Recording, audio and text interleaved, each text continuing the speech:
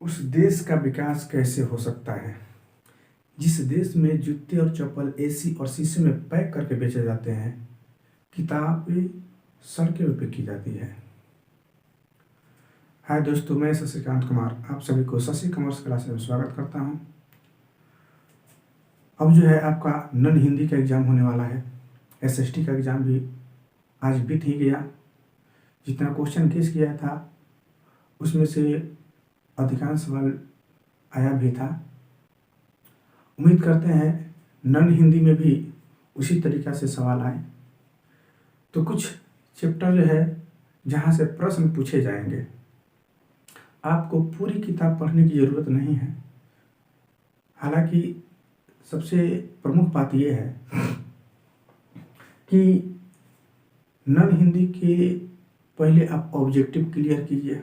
जितना वस्तुनिष्ठ प्रश्न है उसको याद कर लीजिए, और जो किताब अगर आपके पास हो नन हिंदी का, तो उसमें जो शुरुआती में विषय सूची दिया रहता है, लेखक के नाम और उसका पाठ, उसमें से अधिकांश सवाल पूछता है कि कौन से पाठ के लेखक कौन है, ये याद कर लीजिए। इसके अलावा जो नन हिंदी में जो चैप्टर आप पढ़ते हैं उसके ऊपरी हिस्सा में पीला कलर में लिखा होगा, वहाँ से अधिकांश सवाल पूछे जाते हैं।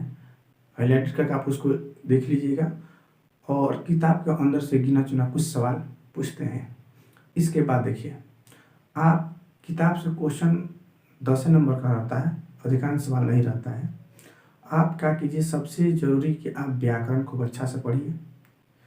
जैसे नन हिंदी में गद्यांश और पद्यांश देता है, उसके अलावा एक निबंध देगा, पत्र लिखने के लिए कहेगा।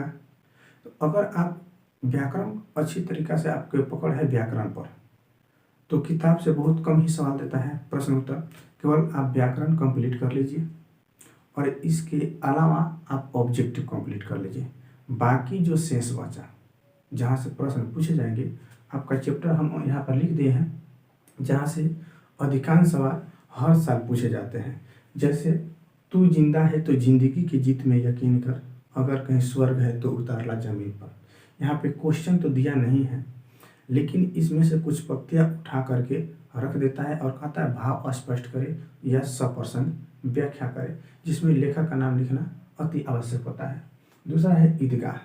ईदगाह से सवाल पूछता है अमीना उदास क्यों थी, या हामिद मेले में खिलौने के बदले में चिमटा पसंद क्यों करता है, करमवीर की पहचान क्या है। बाल गोविंद भगत से सवाल पूछता है, हुंडरू का जलप्रपात से फर्स्ट क्वेश्चन पूछता है, जैसा हुंडरू वैसा उसका मार्ग। ठेस से सवाल पूछता है, हालांकि इसमें कभी कभी नहीं भी पूछता है। अशोक का शस्त्र त्याग का फर्स्ट क्वेश्चन पूछता है। पद्मा के बार बार ललकारने पर भी अशोक ने अपना शस्त्र नहीं उठाया, आखिर क्या कारण है। ईर्ष्या तू न गई मेरे मन से, ईर्ष्या का लाभदायक पक्ष क्या हो सकता है।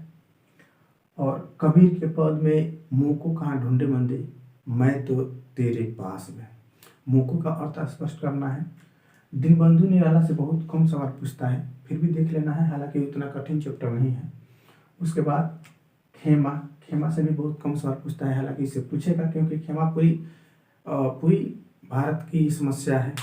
पूरी भारत में जितने बच्चे श्रमिक के रूप में काम कर रहे हैं, और खुशबू रचते हैं हाथ, जहाँ पे अगरबत्तियाँ बनती है वहाँ का वातावरण बहुत दुर्गंध टाइप का होता है, प्रदूषण ज़्यादा होता है, लेकिन वहाँ से बनी हुई अगरबत्तियाँ पूरे घर में सुगंधमय बना देती है, पूरे घर को सुगंधमय बना देती है।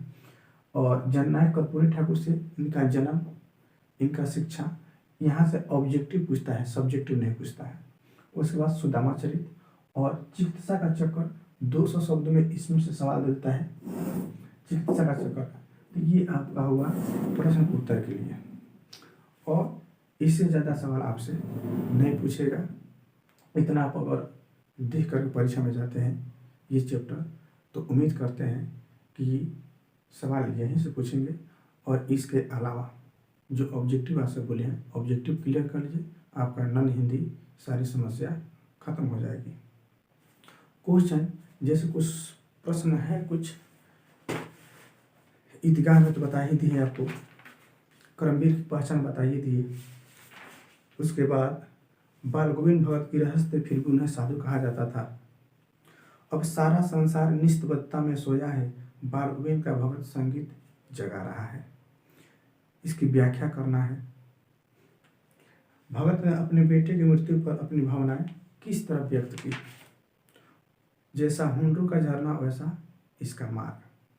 तो ये जो चैप्टर है यहाँ से आप सवाल देख लीजिए, यहीं से सवाल पूछे जाएंगे। आप ऑब्जेक्टिव कंप्लीट कर लीजिए और व्याकरण 3 गो सेक्शन आपका कंप्लीट है तो समझिए 100 में आपका 100% आपका पूरा क्वेश्चन आप बना सकते हैं। आज के लिए इतना ही रहेगा।